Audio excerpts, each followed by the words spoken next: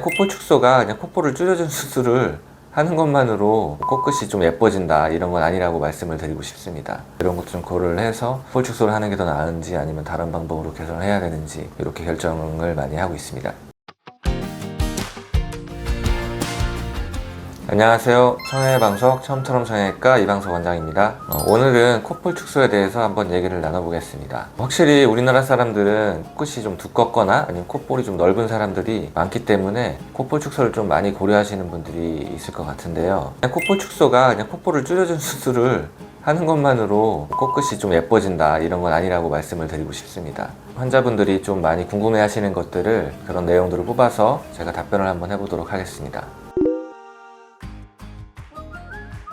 좀 고려해야 될 것들이 좀 많이 있죠. 코 모양이나 이제 두께나 코끝 두께하고 콧볼 두께 뭐 이런 것도 중요하고, 콧볼 쪽 라인이 좀 동그랗거나 아니면 약간 삼각형으로 되신 분들도 있고, 이런 것도 좀 고려를 해서 콧볼 축소를 하는 게 더 나은지 아니면 다른 방법으로 개선을 해야 되는지 이렇게 결정을 많이 하고 있습니다.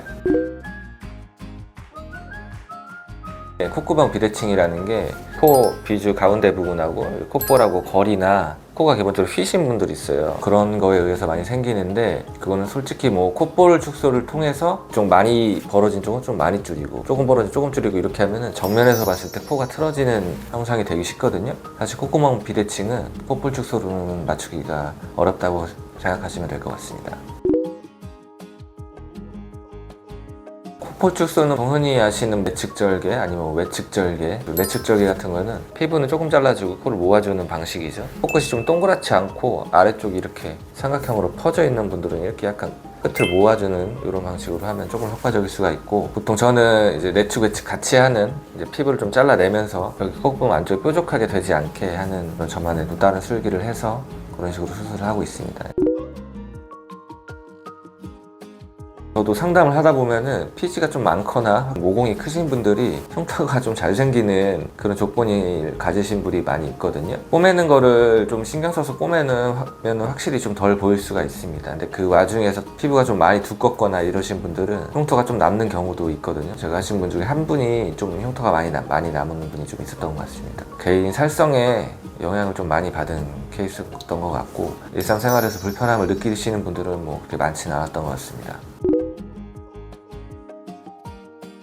제일 효과가 있는 코는 동그랗게 옆으로 펼쳐져 있으신 분들이죠. 이런 분들은 이제 이런 식으로 되어 있다고 생각하시면 되는데, 콧볼 제일 아래쪽 부분보다 약간 위쪽 부분이 좀 이렇게 동그랗게 나와 있는 분들이죠. 그래서 여기를 제거를 해주게 되면 이렇게 펼쳐지면서 효과가 제일 좋게 나타날 수가 있죠. 이 상태에서 약간은 여기 굴곡을 좀 남겨두는 이런 상태로 수술이 되는 게 효과가 좋고, 콧볼 축소 뭐 제일 중요할 때 이제 콧구멍 이 안쪽 부분이 딱 이렇게 뾰족하게 끊어지지 않고 이렇게 동그랗게 이어지게 수술하는 게 좀 콧볼 축소 수술할 때도 중요하다고 생각할 수 있을 것 같습니다.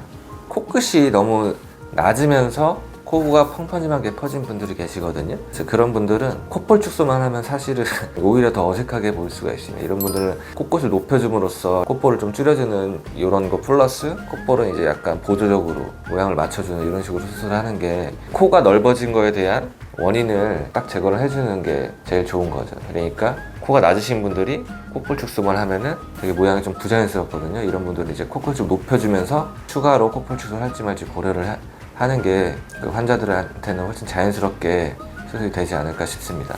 몇 가지 케이스를 보면서 말씀을 드리겠습니다. 이분은 전에 수술을 하셨던 분인데 이제 코끝이 살짝 떨어져서 코 수술을 하러 오신 분입니다. 아래에서 보면은 약간 동그랗게 이렇게 아래로 들어가 있는 그런 형태를 띠고 있어서 코끝을 높여주면서 같이 콧볼 축소를 해주는 게 효과가 제일 좋았던 것 같습니다. 어색한 느낌이 들지 않죠? 콧볼 축소로만 효과가 드라마틱하신 분들이 이제 내원을 하는 경우가 그렇게 많지는 않거든요. 콧볼 축소로만 너무 많이 콧볼을 줄이려고 하면은 어색한 경우가 많아서 코끝을 높여주게 되면은 여기 옆부분이 딸려오면서 이렇게 콧볼이 주는 효과를 볼 수가 있거든요. 콧볼을 높여주면서 부족한 거는 콧볼 축소로 조금 더 줄여주고, 이런 식으로 생각하는 게 제일 좀 자연스럽고 좀 예쁜 코끝을 만들 수 있지 않나 이렇게 생각합니다. 두 번째 케이스를 보시게 되면은 코끝을 높이면서 콧볼 축소를 한 건데, 코끝이 넓어 보이는 게 특히 더 스트레스라고 하셔가지고, 아래쪽에서 보시게 되면은 그렇게 이상하진 않죠. 콧볼이 넓으신 분들은 코가 이렇게 옆으로 이렇게 눌려있는 형상을 띠시는데, 많이 잘라내면 확실히 조금 티가 날 수 있는 그런 모습입니다. 수술 후에도 약간은 삼각형 느낌이 날랑말랑한 그런 느낌인데 환자분도 만족하시고 정면 모습에서도 그렇게 어색하지 않는 콧볼은 모양만 조금 잡아주는 정도로 수술을 했던 것 같습니다. 전형적으로 이제 콧볼 축소를 하면은 효과가 있을 만한 그런 분이죠. 이 수술 전을 보면은 이제 비주 쪽에서 많이 휘어 있는데 사실 완전 똑바로 맞추기는 어렵거든요. 코가 휜 거를 교정을 하면 수술을 해도 콧볼 모양 짝짝이 자체는 교정이 잘 되지가 않습니다. 그래서 이런 경우는 어떤 콧볼 끝과 그 비주 사이의 그 거리나 아니면은 안쪽에 있는 연골 모양도 콧구멍 모양이 영향을 받거든요. 그 짝짝이는 교정하기가 쉽지 않다고 생각하시면 되고, 이분이 이제 전형적으로 콧볼이 약간 동그랗게 생긴 그런 분이죠. 이런 분은 사실 코를 높이면서 하는 게 좀 더 자연스럽긴 한데, 이런 분 같은 경우에는 콧볼 축소만 해도 조금 효과를 볼 수 있지 않았을까 이런 생각이 듭니다. 콧볼 축소를 한 건 아닌데 이제 코를 높이면은 이제 콧볼이 약간 줄어드는 효과가 있다 이런 걸 보여드리기 위해서 좀 준비를 했는데, 코끝을 좀 이제 많이 높이고 싶으셨죠. 그래서 코끝을 높여줬더니 많이 변하죠. 2주째 사진이라 아직 흉터 같은 게 조금 보이는데, 이제 코끝을 높이면은 여기 콧볼 이 동그란 이 각도가 좀 약간 펼쳐지죠. 코끝을 높이면서 조금 실제로 살을 좀 잘라내면서 조금 이런 식으로 줄이는 게 제일 효과가 좀 좋았던 것 같고, 콧볼이 좀 이렇게 넓으신 분들이 보통 나는 이제 콧볼 축소만 하고 싶다 이렇게 상담을 오신 분들이 많은데, 콧볼 축소만 해도 괜찮을 것 같습니다 이렇게 말씀드린 분들은 보통은 전에 코를 높인 수술을 하셨던 분들, 그런 분들만 이제 콧볼 축소만 해서 이제 코를 좀 더 모양을 만들어 드리는 효과를 얻을 수 있는 것 같고, 내가 콧볼이 좀 넓다 이렇게 생각하시는 분들은 코끝이 낮은 분들이 많을 거예요. 코 모양이 이렇게 삼각형이냐 동그라냐 이런 거가 따라서 이제 콧볼 축소가 했을 때 뭐 효과가 진짜 자연스럽게 있을 수 있느냐 없느냐가 그게 제일 큰 요인으로 작용을 하니까, 본인이 거울을 한번 보면서 콧볼 모양을 한번 보시고 내가 콧볼 축소해도 좋을지 말지, 아니면 뭐 코끝을 높여야 될지 이런 걸 좀 고려하셔가지고 상담 갈 때 말씀해 주시면 훨씬 좋지 않을까 이렇게 생각이 듭니다. 콧볼 축소를 생각하실 때 제일 중요한 점은 코끝을 좀 높이면서 같이